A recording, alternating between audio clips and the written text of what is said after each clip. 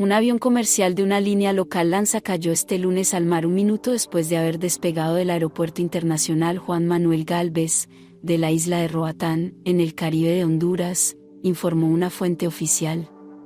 El subdirector de Aeronáutica Civil, Jorge Corrales, dijo escuetamente a periodistas que según el informe preliminar que se tiene, en la aeronave viajaban 15 pasajeros y 2 pilotos.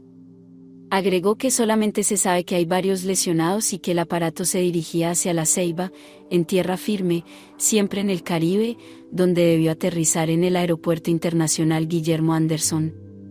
Socorristas comenzaron a trasladar a los lesionados a un hospital de Roatán, tras un rescate dificultado porque el accidente se registró cuando ya no había luz de día. Corrales señaló que el avión prendió fuego al impactar en el mar.